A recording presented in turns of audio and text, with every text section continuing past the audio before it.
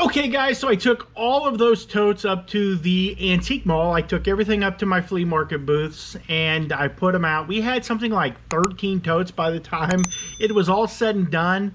That was a lot of stuff. I actually have another tote over here that's got some stuff in it that I forgot to take. So that would have been 14 totes. Our booth was really getting low, all of our booths. My wife has 3 booths that she kind of takes care of, and I've got one big pop culture booth that I take care of. But the big question is I had a bunch of these figures here, and I had them in there for about 14 bucks a piece. I'm not sure exactly what I am going to do with them. They wouldn't sell. I sold maybe 1 or 2, but I have a whole tote that is right there, and then I have a tote of them there. And you know, I made a lot of mistakes whenever I opened up a brick and mortar store doing the pop culture. I like to sit in a wheelchair. It's comfortable. Don't ask me why. I'm just a weird guy. But I ended up buying a bunch of these, and one of the mistakes that I made is whenever I was opening up my store, I was looking for stuff to go in here, and I bought a bunch of stuff from Walmart, and they were all clearance figures. All this stuff here, stuff that's clearance. Now, I happen to believe that things go on clearance for 2 reasons. Either the manufacturer is discontinuing it, so they're not going to carry it anymore, or 2, people just didn't want to buy it. And I think the second is the situation that's going on here with these figures. I think that people just didn't want to buy them. I think that, I don't know why they're so freaking detailed. They're McFarlane, and they're really great. They've got a lot of great detail to them. I mean, they look really cool. I absolutely love it. This is a Batman here, and I have King Shazam, and then I have this like really cool like Superman. Like, that's really an awesome Superman. But anyway, so when I put them up there, I put 20 bucks on them. Then I marked them down to 15, and they didn't sell for 15. And I guess I could have marked them down to 10 and see if they sold, and that probably is what I should have done. But instead, I packed them all up, brought them home, used the shelving for other space. But I just don't know. What would you guys do? How would you get rid of them? What would be your advice to me? Typically, I'm giving advice to you guys, but I'm curious, how would you get rid of these figures? Maybe they would sell good on a whatnot show, but I really don't want to end up selling these for like 5 bucks a piece and then having to go through all the rigmarole of shipping them out. That just seems to be a pain in the butt. I would rather lot them up and sell them that way. That would be one thing. I thought about maybe like listing them in huge, like lots of 5 for like 5 bucks a piece, and then that would be something that I wouldn't mind doing, like lotting up all the Batmans, lotting up the villains, lotting up the Supermans and stuff like that. Maybe I could sell them, but I don't know. Would you guys give me some advice down below? I've got a bunch of them. I don't know exactly how many that I've got, but I bet you there's probably 1, 2, 3, 4, 5, 10, probably got about 20, maybe 30 of them. So, you know, if somebody had a toy store, I wish I could find somebody that had a toy store and just sell them all to one person. That would be great. But maybe they would run into the same problem that I had. Nobody would be interested in buying them. So, I don't know. Let me know down below what you guys think. I'm just trying to spitball some stuff here. Just sitting here trying to get the motivation to do something. And yeah, that's pretty much my problem with my ADHD. I'm just never able to find the motivation to get up and to go do actual work. So I sat here and watch YouTube. Oh well. Okay, I think I've kind of solved my problem here. What I'm doing is I'm breaking these down into lots. I have I'm like breaking them down, like this is the Penguin, a Robin, and a Batman, different Batman figures. Breaking them down into lots. And I'm listing them on eBay for 20 bucks plus shipping. I think it ends up being around like 20, and then I'm charging like 12 bucks to ship them. So you're looking at like, what, $32 shipped. So that ends up being 10, 20, 30, like a $10 and 11 bucks a piece. That's not too bad. Shipped, and you get 3 of them. So that's pretty good. I think that it's probably one of the best ways I can do it. And like I said, I'll end up selling them cheaper because I always send like 50. If someone watches one of them, I send a 15-20% off. So yeah, there you go. I think I'm going to have them listed, and they should be listed by the time this video comes out. So if you're interested in any of them, go over and check out our eBay channel, or eBay, not our eBay channel, but our eBay store. It's listed down below in the link. Maybe you can find something you like. So I just got a message from one of my eBay buyers, and it's always the people that buy the smallest things that just seem to be the biggest problem. And this guy bought 2 rubber inner tubes for his bicycle, and he gets them and he says they're both bad. Like, come on. Do I look stupid? Do I got dumb written on my forehead? Like, what's the odds of both freaking inner tubes being bad? Like, I think that these people are just trying to get their money back. He's like, I really need these inner tubes because my bike is how I get around. It's my mode of transportation. And I'm like, bro, I'm sorry. I play the good eBayer. I'm sorry, man. You got my apologies. But what you have to do is that you're going to have to put them back in the box, put them in another box, open up a return, and send it back. I do not have any other inner tubes. This is all that I have. So send them back and I will give you your money back. And I hate to do that because, like, what's the odds? I could see one inner tube maybe having a hole in it. But both inner tubes that are brand new inner tubes from the factory, I don't think so. I think that he's either damaged them or there's absolutely nothing wrong with them. And what seems to be the biggest thing that's happening lately is that we're getting a lot of people messaging saying that these items are broke or there's some kind of problem with them and that they want to send them back. And I think that what a lot of people are doing is they're either looking just for me to, like, they just want me to give them their money back. Like, they're like, oh man, it ain't worth sending back, here's your money back. But I'm like, no man, just open up a return, I'll accept it, you send me them back, and that's just all there is to it. I would rather pay to get these items back than just give them to people. I know that sounds a little bit, I mean, it makes me sound like a little bit of a butthole, but it's the fact of the matter that I just do not want to give people stuff for free. I think that there is just becoming, as the economy gets a little bit worse and worse, I think people are just scamming, and I think that they're trying harder and harder and harder to be able to get these items for like a reduced cost or free. So, you know, I would, if you're gonna have to give the money back, if it's an item and you don't want it to be returned, this is what I tell people to do.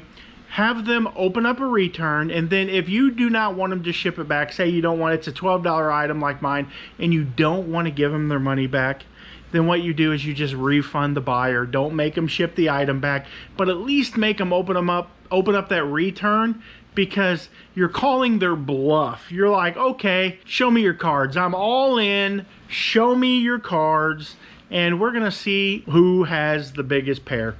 And, you know, if they open up a return, you can always just give them a refund, and there's no need to send the inner tubes back or whatever item it is. But if it's an item that you can part out and make money on, then if they send it back, then whatever. It's just getting to be a hellscape out there when it comes to reselling on eBay. It's getting worse and worse, and I think it sucks. So I just had a customer, I don't know why I even list these things anymore. I still list yearbooks. And a couple months ago, threw like 15 of these yearbooks away.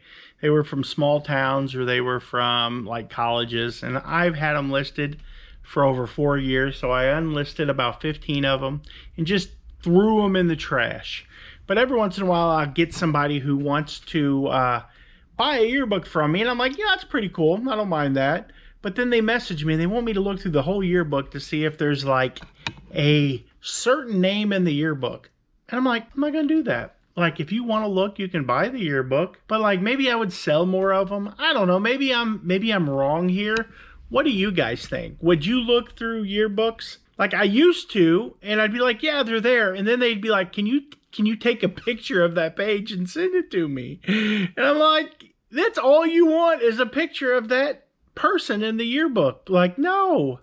I'm not going to take a picture of the picture and send it to you so you no longer have a reason to buy the yearbook. I don't get it. I don't get why people do what they do. I have no idea. I just got another message from somebody earlier. This is like the day for stupid eBay questions. And I can tell you that I got this message from this eBay person, and I made a TikTok video about it, and they were wanting to know that if they bought this item and it didn't get there because their post office breaks all their stuff, and break all their stuff, but they've had a history of stuff getting broke from the post office. If that $100 worth of free insurance, if I was the one that was going to cover that, or if they were gonna, or if eBay would cover that. And I'm like, I just didn't even answer. Like, I just blocked them. I went straight to my block bidders list and I added them to the block bidders list because I don't want to deal. I don't want to deal with it. I want to deal with somebody who has such bad mail service that their stuff gets there broken and they have to message me and ask me about insurance. I don't want your money. It's hard enough to list electronics. It's hard enough to ship electronics.